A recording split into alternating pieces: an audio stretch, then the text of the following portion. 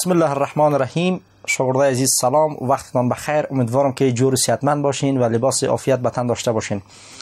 تشکر از اینکه مثال های کارخانگی را حل کردین و پیدا کردین نمونه های از انواع جامدات.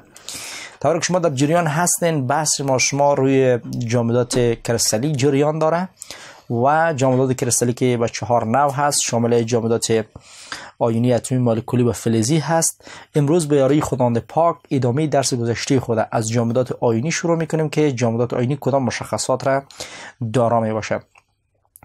درس های امروز ما شما همچنان مهم و اساسی و کاربردی هست. لطفاً موضوعات درس امروز هم یادداشت بگیرید. برای حمایت از ما چینل بیگم اکادمی را سابسکرایب کنید و سپس زنگوله را فشار دهید تا به تمام ویدیوهای درسی ما دسترسی داشته باشید و از آنها مستفید شوید. امروز شاگرده از بحث اول خود به خیر ما شما از چی شروع میکنیم؟ از نوع اول جامدات که به نام جامد چی هست؟ به نام جامد آیونی یاد میشه. میایم بر شما میگیم که جامد آیونی کدام مشخصات را دارا می باشه. پس این عنوان درس ما شما را تشکیل میده. جامد چی میشه؟ جامد آیونی را تشکیل داده. خب دقت کنین، اول تعریف جامد آیونی را شما چه قسم تعریف میکنه؟ طوری که از نامش پیداست شما میتونید برش بگین که جامدات آیونی عبارت از جامداتی است که در شبکش یا امون نقاط تشکیل دهنده شبکه، نقاط در شبکه، نقاط شبکه یا ساختار شبکه کاملا از چی هست؟ از آیون ها ساخته شده. خب نقاط در شبکش از چی ساخته شده؟ از آیون ها. نقاط در شبکه از چی ساخته شده؟ از آیون ها ساخته شده. این نوع جامدات تعریفش است. عبارت از جامدات است که نقاط در شبکه از چی ساخته شده؟ از آیون ها ساخته شده. و یادتان باشه که وقتی میگیم آیون ها منظور ما هر دو نوع ذره است. یعنی هم در ترکیب جامدات آیونی ذرات مثبت وجود داره، در ترکیب آیونی ذره چی وجود داره؟ ذره مثبت هست. هم در ترکیب جامد آیونی ذره مثبت وجود داره، ذره مثبت. و هم در ترکیب یک جامد آیونی ذره چی شاگرد عزیز؟ ذره مثبت و ذره منفی در ترکیبش موجوده. هم ذره مثبت و هم ذره منفی در ترکیب یک جامد آیونی موجود هست. این تعریفش. خب میایم سر مسئله بعدی. چگونه شما میفهمین که این جامد آیونی است؟ خب زمانی که یک مرکب آیونی باشه، درست است؟ زمانی که یک مرکب چی باشه؟ مرکب آیونی باشه. مرکب که آیونی باشه خودش یک جامد چی را تشکیل میده؟ خودش یک جامد آیونی را تشکیل میده. بنابراین وقتی که مرکب آیونی بود میتونه بگیم که جامدات آیونی هست. مثلا ما چند تا مثال در نظر میگیریم که کلش نشان دهنده جامد آیونی باشه. فرض مثال شما دقت کنین، خود مرکب سدیم کلراید یک جامد چی هست؟ یک جامد آیونی هست. مثال های دیگه مثلا فلز و غیر فلز، پتاسیم برومید یک جامد چی هست؟ یک جامد آیونی هست. خب اگر بخوایم ساختار درونی زیرا شما در نظر بگیرید میفهمین که در اینجا چارج های سدیم مثبت 1 و از کلورین چارجش چند است؟ چارجش منفی 1 هست. درست است؟ از کلورین چارجش منفی 1 میشه. بنابراین باید چیکار کنیم؟ میفهمیم که در ترکیب کلورین دارای چارج منفی 1 است. چارج منفی 1. خب پس در سدیم کلراید یک ذره مثبت وجود داره و یک ذره چی وجود داره؟ یک ذره منفی که چارج سدیم مثبت 1 است. چارج سدیم مثبت 1 میشه. چارج سدیم مثبت 1 و چارج کلورین منفی چی است شاگرد عزیز؟ چارج کلورین هم منفی 1 است. خب اگر میخوایم ذرات درونی زیرا نوشته کنیم که دقیقاً ترکیبش به کدام شکل هسته، شما میتونین که در تصویر باز آیون ها را واضح تر ببینین که دقیقاً چی میشه، ساختار چگونه است. ببینین اینی قسمت مثلا یک ذره پلی هم قرار میگیره، ذره دوم به این شکل پلیزی قرار میگیره، بعد از باز ذره دیگه مثلا به ترتیب پلیزی قرار میگیره و به می ترتیب ذرات دیگه اینجا می قرار میگیره و این ترتیب ذرات دیگه می در این قسمت قرار میگیره و در این ترتیب شاگرد عزیز ذرات VNG میخوره. اینا در بین از این ذرات بعضی ذرات مثبت است که اونمو مثبت ها در حقیقت کلورین ها رو نشان میده و مثبت ها سدیم ها رو نشان میده و منفی ها کلورینه. اگه اینجا مثبت بود خیلی اینجا باید منفی باشه، اگه اونجا منفی است اینجا باید مثبت باشه، به ترتیب اینجا منفی باشه. اینی درون یک جامد آیونی است که از ذرات مثبت انیون و کاتیون ساخته شده. خب بیایم روی ازی که چند خاصیت میتونن که یک جامد آیونی داشته باشه. خواصای زیرا اینی قسمت ما بر شما میگیرم. اول یادتان باشه که جامدات آیونی اکثرا سخت است. شاگرد عزیز سخت است به خاطر که اینجا ذرات مثبت و منفی قرار داره و بین ذرات مثبت و منفی چیزی که عمل میکنه اما قوه جاذبه که بین از قرار داره قوه جاذبه قوی هست. به خاطر خاصیت اولش است که اینا سخت هستن. خب وقتی که سخت باشه طبعا نقطه غلیان زبانش هم بلنده.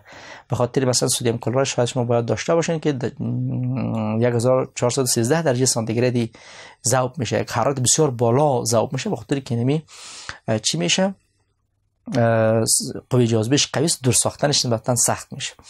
و دیگه نکته مهم دیگه که شما باید داشته باشین در حالت جامد به این حالت این حادی برق نیسته، اما در حالت که مذابه باشه در حالت مذابه حادی برق است. و دلیلی از این هم شما میفهمین که چرا در حالت مذابه حادی برق است در حالت جامد حادی برق نیسته. به خاطر در حالت جامد حادی برق نیست که اینها حرکت نمیتونه، اما در حالت مذابه به این خاطر حادی برق است. در حالت مذابه حادی چی میشه؟ حادی برق است که وقتی که تبدیل به مایع میشه ذراتش آسان میتونه که حرکت کنه. به این خاطر گفته میتونیم که در حالت مذابه حادی چی است؟ در حالت مذابه حادی برق است. بنابراین این جامدات چی گپ هستند؟ در حالت جامد برق آوردن نمیتونه و در حالت مذاب وقتی داخل کدام ذره حل کنیم از خود برق آورد داده میتونن. هر قدر که مرکب آیونی باشه در برگیرنده جامدات آیونی هست که این ساختارش میشه. اطراف هر انیون کاتیون ها قرار داره به ترتیب و اطراف هر کاتیون که یک ذره مثبت میگیم انیون ها قرار داره. و در داخل یک مرکب آیونی همیشه تعداد ذرات مثبت منفیش برابر هست. اگر شما ببینید 3 تا ذره مثبت باشه به ترتیب 3 تا ذره دیگه هم ذره چی قرار داره؟ منفی قرار داره. اینا هم نکاتی است که شما باید در نظر داشته باشین. اطراف ذره منفی ذرات مثبت، اطراف ذره مثبت منفی، یا بعضی قسم تعبیر میکنن اطراف انیون ها کاتیون ها قرار داره و اطراف کاتیون ها انیون ها قرار داره. این هم چند تا خواصش است که نکات مهم جامدات آیونی را اینمی نکات تشکیل میده. بحث بعدی ما شما نوع دوم جامدات است که این جامدات ما به نام چی میشناسیم؟ به نام جامدات چی؟ به نام جامدات مولکولی برش میگه. درست است؟ یعنی جامدات نوع دومش است که این ما به نام جامدات مولکولی میشناسیم. جامدات مولکولی. خب وقتی که اصطلاح جامد مولکولی را من بیان میکنم من مطمئن هستم که شما در ذهنتان میآید که جامدات مولکولی خیلی کدام مشخصات دارای و کدام نکات مهم را در بر داره.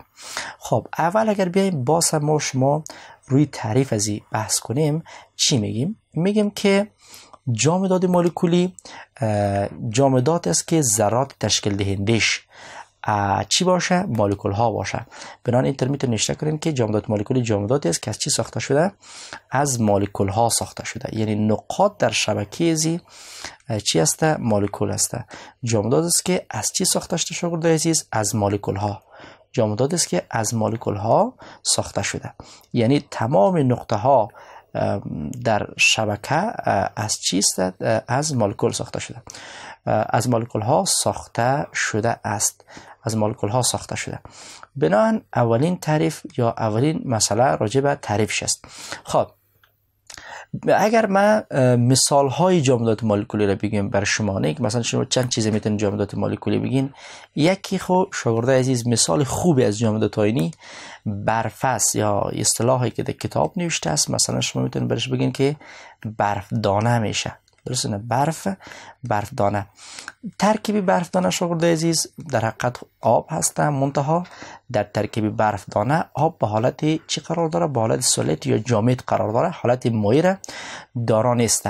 خب و این نقاط در شبکهش از این قسم مولکول ها ساخته شده. یا مثلا مثال دیگه از مولکول های جامدات مولکولی رو شما میتونین که مثلا کربن دی اکساید جامد شدگی را در نظر بگیرین. چی را شاگرد عزیز؟ کربن دی اکسایدی که به حالت چی قرار داشته باشه؟ کربن دی اکسایدی که به حالت جامد قرار داشته باشه، این شما میتونید نمونهش در نظر بگیرین.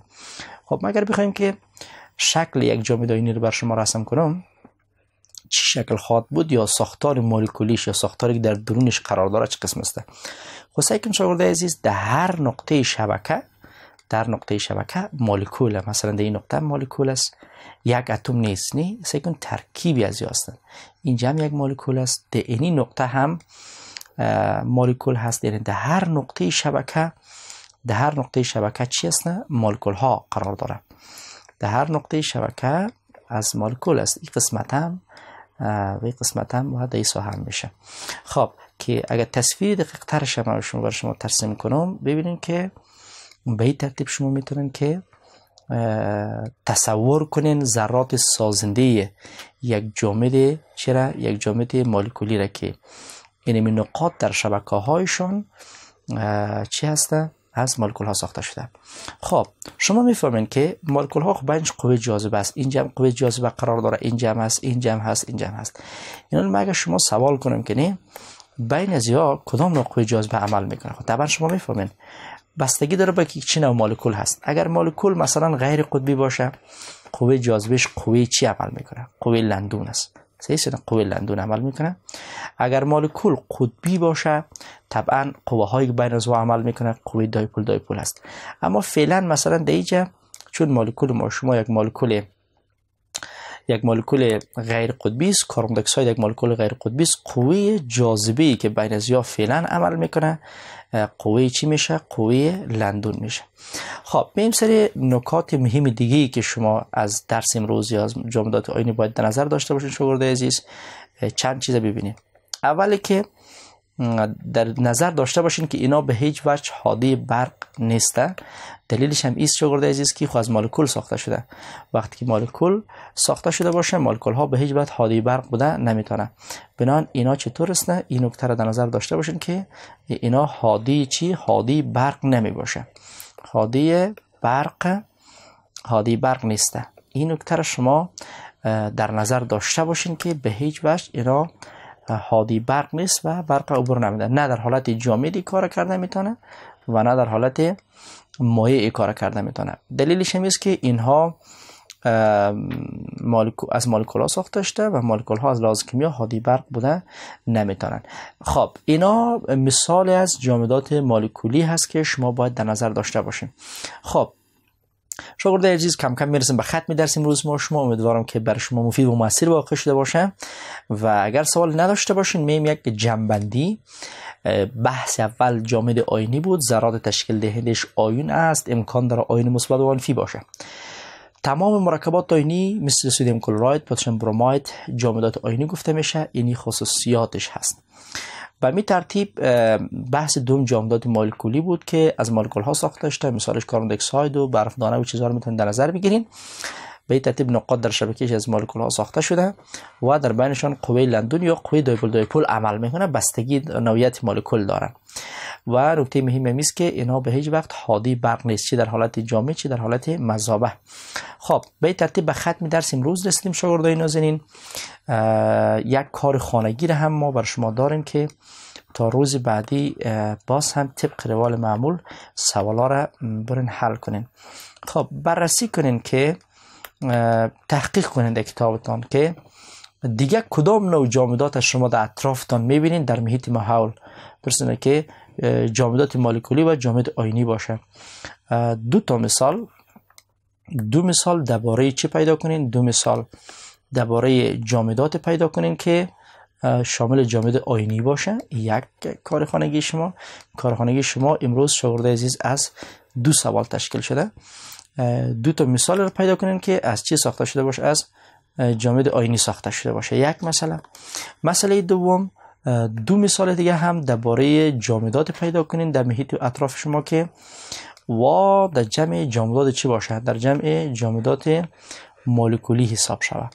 اینی کار خانگی شماست که باید در نظر داشته باشین که جامدات مولکولی به کدام حالت هست. درسته؟ یعنی مثالاش پیدا کنین و روز بعدی باز بیارین، ما حتما ان شاء الله تعالی باز میبینیم. با این ترتیب به ختم درس امروز میرسیم. موفق باشید. تا دیدار بعد شما را به خداوند پاک میسپارم. قبل از آغاز درس بعدی وقفه کوتاه میگیریم.